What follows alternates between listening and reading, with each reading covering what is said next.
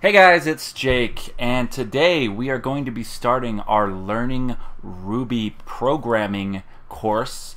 And you might be wondering, why am I starting you on this page? And the reason I'm starting you on this page is that I want you to get a grasp for just how valuable programmers are.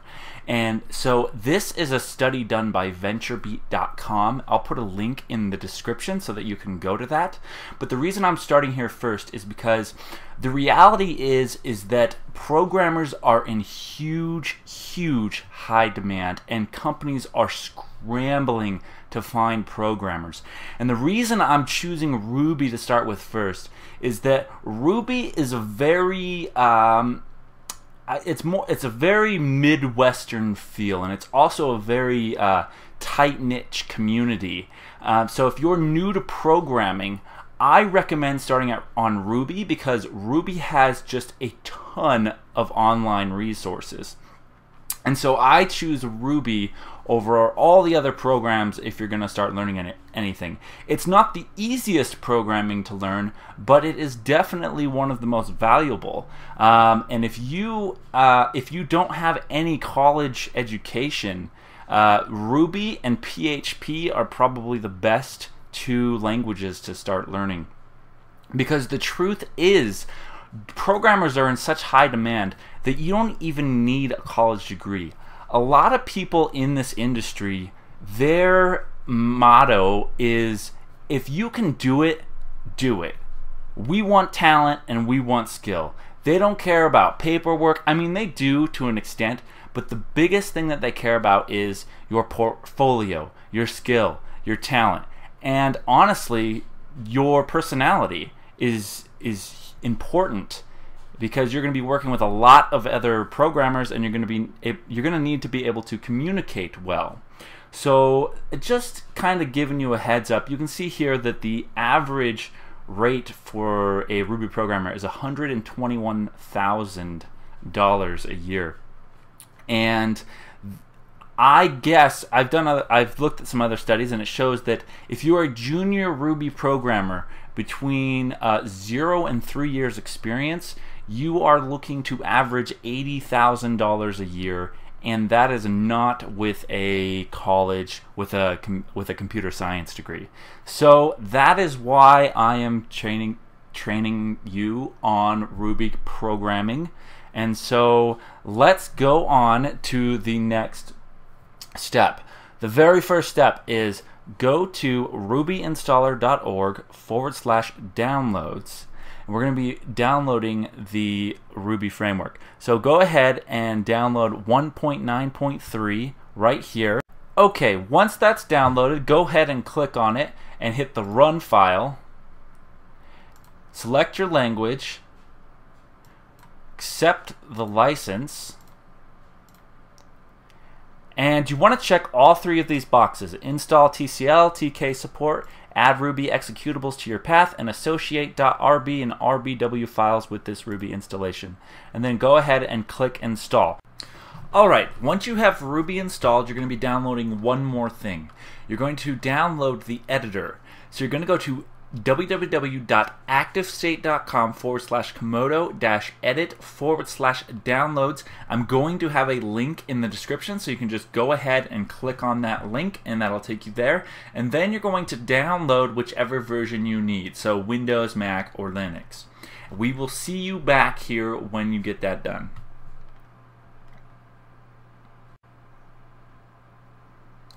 Okay, now that you have your editor downloaded, you're going to go to your Start menu, and you're going to launch Komodo Edit 8, or whichever version is the current version. So the first thing we're going to be learning today is print and puts. We're also going to be learning about the terms variable and boolean, integer, float, string. String. Put that R there. So go up to File in your Komodo editor and click on New, or select New, and go to ruby.rb. So from here we're going to put print,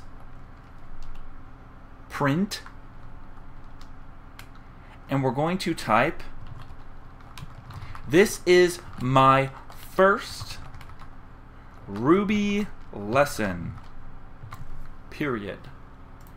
Then we're going to go up to File, Save As, First Lesson.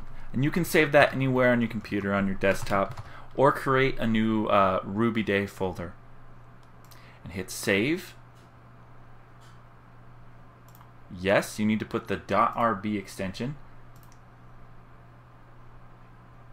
And then you're going to go to your Start menu and launch Start Command Prompt with Ruby. If it's not in your Start menu, just search with the magnifying glass. Okay, so we have the command prompt up. We're going to open that file that we just saved with the Komodo editor. And we're going to, let's see, first lesson. We're just going to drag that right into the Ruby command line. And then we're going to hit enter. And it's going to print out, this is my first with a U. This is also my first English lesson. So change that U to an I. This is my first Ruby lesson. Go ahead and hit save. You don't have to do the save as. And minimize that. And pull that in. And relaunch it. Hit enter. This is my first Ruby lesson. Okay, so what's the difference between print and puts? Well, we're going to find out. So we come down into our editor. We're going to type puts. This is my second line. We're going to hit enter again. Type print. This is my rifle.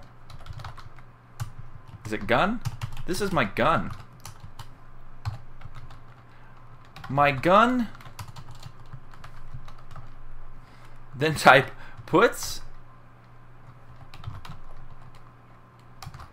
My gun is my only friend.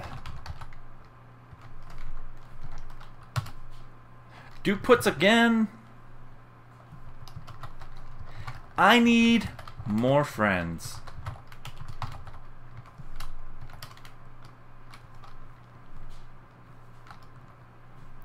Okay.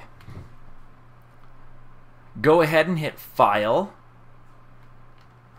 Save.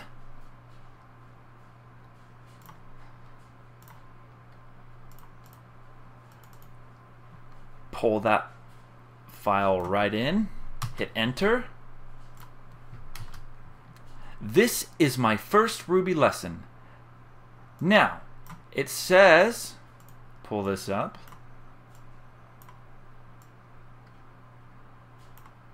Right here, print, it says, this is my first Ruby lesson. This is my first Ruby lesson. Notice that it doesn't go to a new line. It says, this is my second line. The reason it doesn't go to a new line is because we use the command print instead of puts. On the second line, we used puts, which is why it, after that sentence, it went to the next line. So if you see here, it says, this is my gun is my only friend. And that is because print, this is my gun, there's no puts, and then the next command goes on, which is puts, my gun is my only friend, and then puts is I need more, I need my friends. I need my friends? I need more friends. I need more friends. Now if I were to do another line, and if I were to do puts, let's just do prints.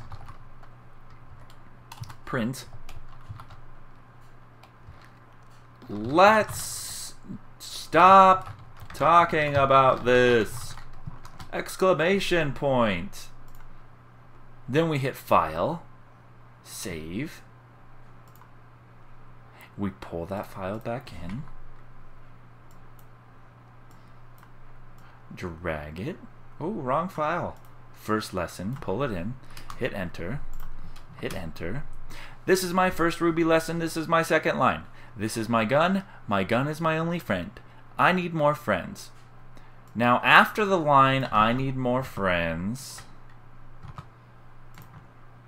because we used puts, the very next command, which was print, printed on the next line. Capiche? Makes sense. Okay, so let's create a variable.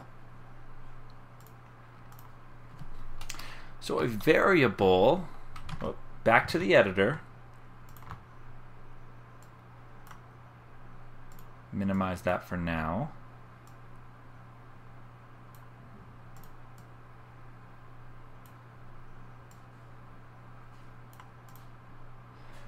Let's do file, new, ruby.rb. We're going to set a variable called my_cat. And my cat is cute.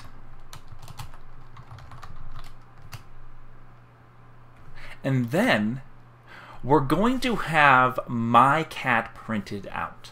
Now, if you know what a variable is from algebra, a variable is just an X or a Y. It's a placement holder. And so we're going to type print my_cat.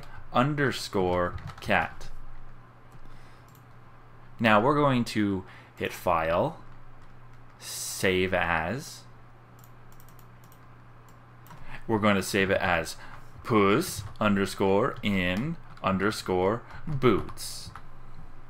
Hit Save. The file name Puss in Boots does not have an extension. Would you like Komodo to add the extension RB? Just hit yes, or next time you put it in, just make sure to put the .rb after the name. So let's go to the Ruby command line and pull in Puss in Boots.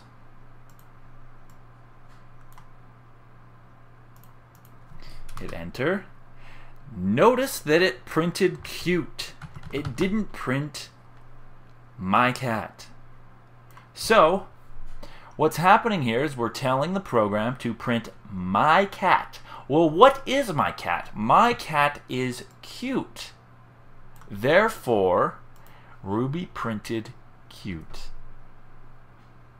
Okay, so we're going to end the day here, and then we're going to move on to the next topic in the next lesson. I'll have a link to that within the video.